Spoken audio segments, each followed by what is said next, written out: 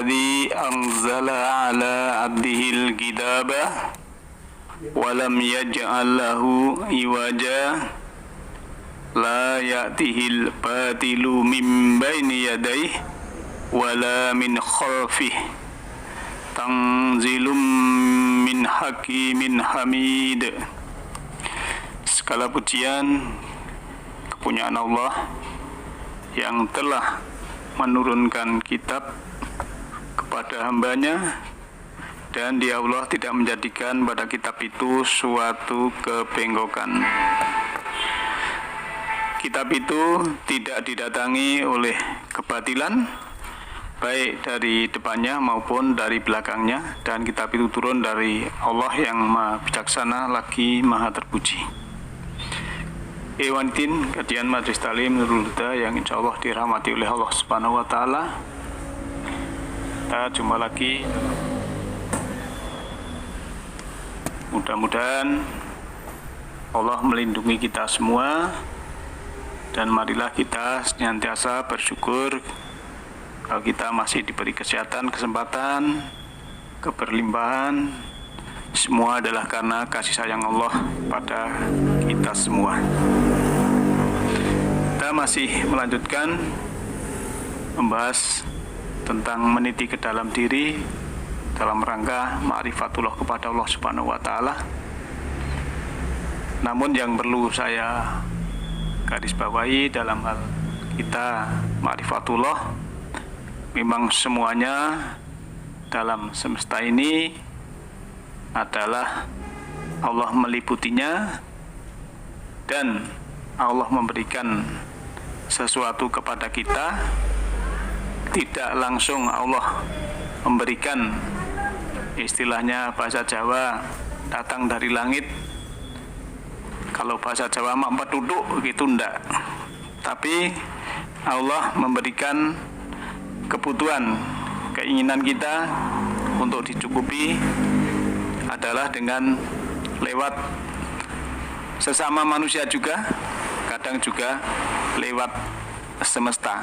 Kalau saya mengatakan lewat semesta, itu memang termasuk manusia ini adalah bagian dari semesta, ya, termasuk cuaca baik, kemudian hasil panen baik, itu semua adalah sebenarnya dari Allah, walaupun itu yang memberikan dari semesta. Orang lain itu pun memberikan rezeki lewat ya jual beli, lewat niaga, lewat jasa, lewat pekerjaan dan lain sebagainya. Itu semua adalah kasih sayang Allah yang lewat pada semesta itu atau orang itu. Yang ini yang perlu kita sadari, sehingga kita kalau mengatakan semesta raya, ya itu otomatis kita langsung Allah, karena Allah meliputi. Kita mengatakan manusia, ya kita harus paham Allah meliputi setiap manusia, ya. Inna rabbaka ahata binas, itu kan dalam surah 17 ayat 60.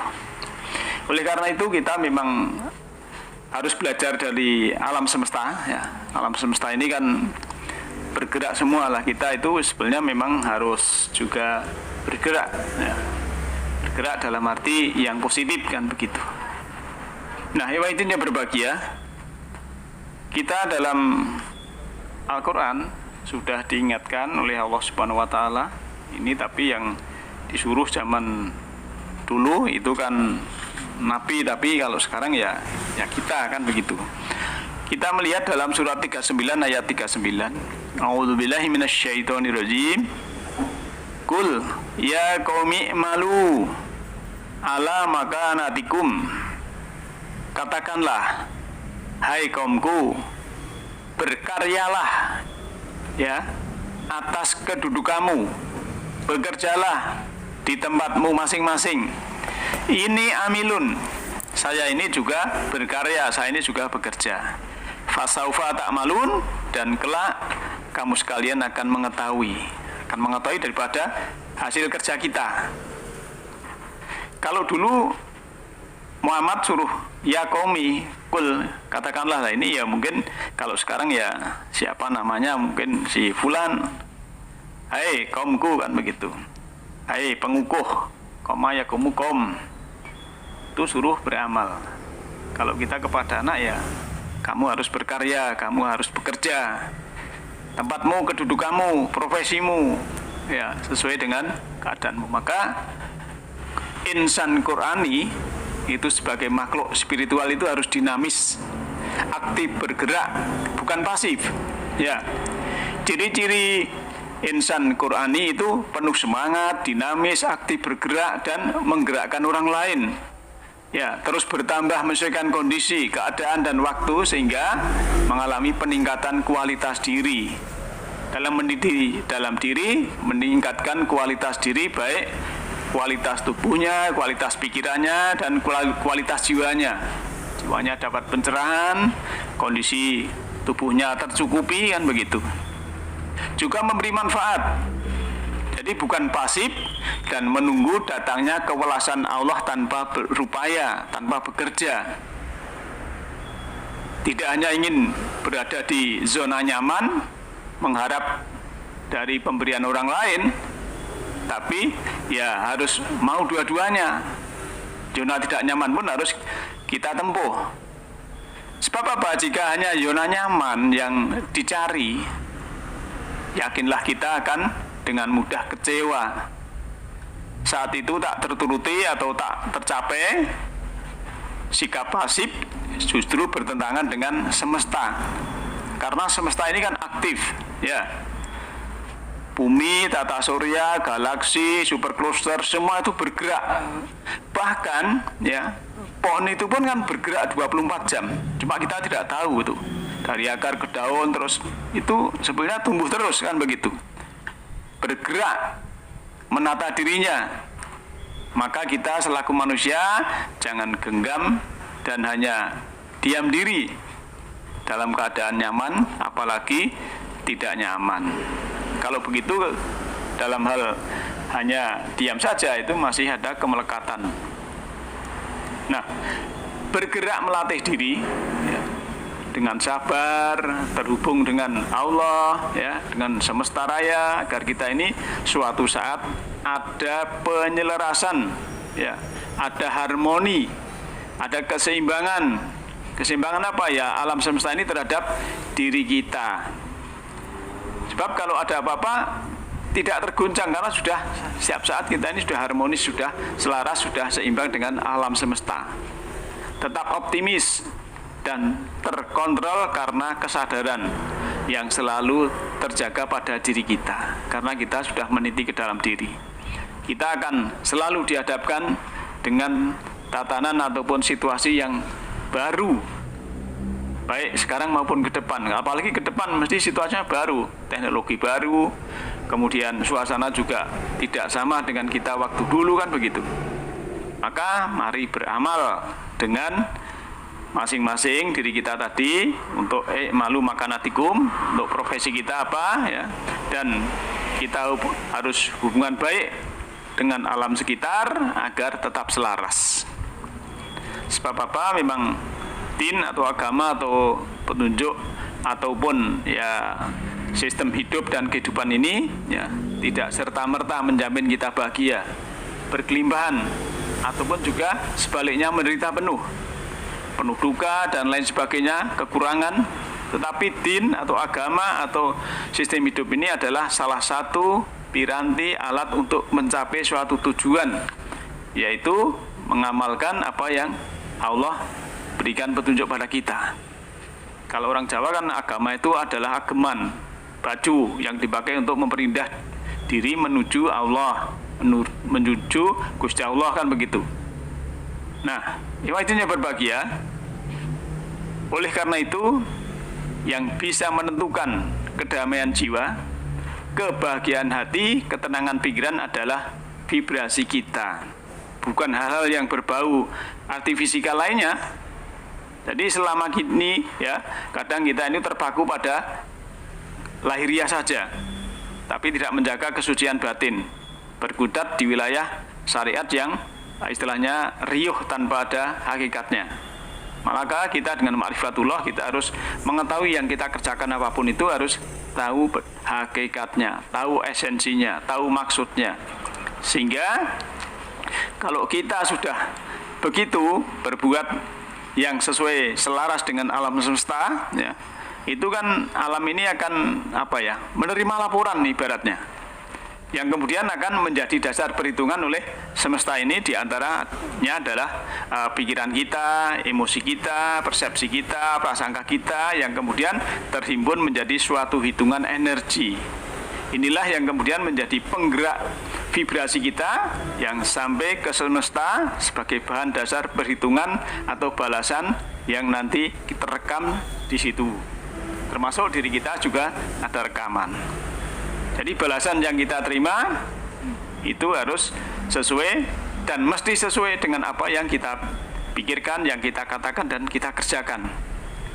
Nah, kalau sudah begitu, maka jika kita ingin menuju kesempurnaan jalan hidup, maka kita harus belajar dari sifat ilahiyah Allah, ya. Karena sifat-sifat ilahiyah Allah termasuk dalam ayat Allah meliputi alam semesta ini, ya, ayat kauliyah dan kauniyah, itu kita belajar dari alam semesta ini. Yang terbaik itu apa? Bagaimana misalnya bumi dengan kemurahannya, bagaimana langit dengan keperkasaannya, bagaimana air dengan elastisitasnya, bagaimana samudra dengan kesabarannya, dan lain sebagainya.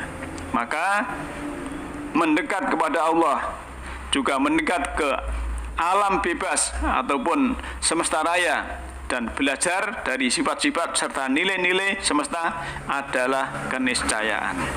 Nah, ikhwatin yang berbahagia, kehidupan kita adalah refleksi diri kita yang tak akan lepas dari hukum semesta raya.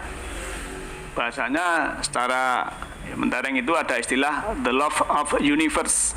Nah, satu-satunya hukum Tuhan yang sangat adil, detail, dan presisi. Inilah yang kita terima sebagai penentu keadaan kita ketika kita hidup di dunia dan setelah nanti kematian.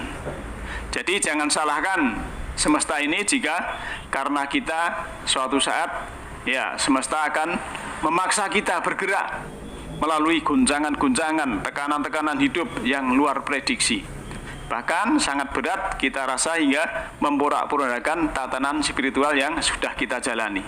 Jika sudah begini, ya takkan mampu melawan kekuatan alam, karena kekuatan alam itu berjuta kali lipatnya daripada kekuatan kita.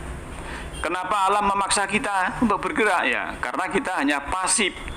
Kalau kita pasif, ya nanti ya situasi alam ini akan kita istilahnya juga menggerakkan kita. Maka kalau ada orang yang waktu mudanya tidak mau bergerak, ya harusnya kan meniru alam semesta ini selalu bergerak. Seperti bumi berotasi, berevolusi, ya. Kemudian tata surya, kemudian galaksi, kemudian supercluster, semua itu bergerak, setiap saat bergerak terus. Nah, kita sebagai makhluk hidup yang diberi akal itu memang juga harus bergerak menurut ya Allah yang berikan kepada kita ini apa untuk kebutuhan kita, baik kebutuhan tubuh, kebutuhan pikiran, dan kebutuhan jiwa. Nah, maka sekali lagi jangan salahkan ya semesta ini.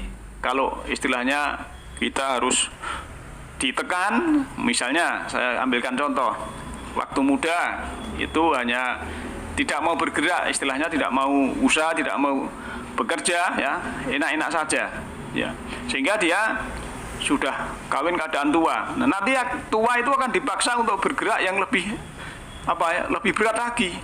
Karena apa? Ya, yang dibandingkan dengan yang muda sudah bergerak, ya sudah ini itu dan lain sebagainya. Tapi yang satu ini hanya enak-enak saja, tidak mau bergerak. Akhirnya setelah tua masih ngurusi anak, masih ngurusi pendidikan anak, masih anaknya kecil-kecil dan lain sebagainya. Sedangkan yang bergerak dari muda, ya setelah tua mungkin ya anaknya sudah mentas, sudah ini dan sebagainya. Nah, disinilah jangan sampai kita oleh semesta ini kita ditekan untuk bergerak di akhir hayat kita. Akan sulitlah dalam arti untuk menjadi kedamaian. Karena memang dalam kita beragama ini adalah untuk kebahagiaan dunia dan akhirat.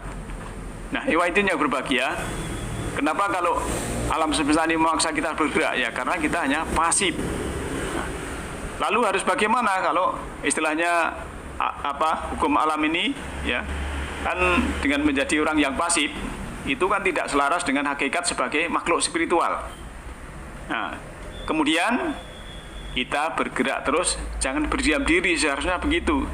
Bergerak, melangkah, ya, latih diri kita sebelum semesta ini memaksa kita bergerak yang lebih banyak. Jadi kita siapkan jiwa kita menghadapi perubahan-perubahan dan kondisi yang selalu baru ke depan, agar nantinya kita ini tidak kaget jika dihadapkan situasi yang tak sesuai prediksi dan harapan kita. Maka bergerak aktif, menyelaraskan diri dengan semesta adalah hakikat kita sebagai makhluk yang berketuhanan kepada Allah Subhanahu wa Ta'ala. Oleh karena itu, mari kita dinamis, bergerak, ya, untuk kemanfaatan orang lain, diri kita, sehingga kita bisa terekam diri kita ini, amal khairnya, amal baiknya, ya, amal solehnya, semua akan kembali kepada diri kita masing-masing. Karena apa yang kita tanam, itulah yang kita petik. Nah, mudah-mudahan kita diberi kekuatan oleh Allah Subhanahu wa Ta'ala untuk selalu bergerak, untuk selalu berusaha, untuk selalu bekerja, dan di garis hukumnya. Demikian malam ini. Alhamdulillahirabbil alamin. Assalamualaikum warahmatullahi wabarakatuh.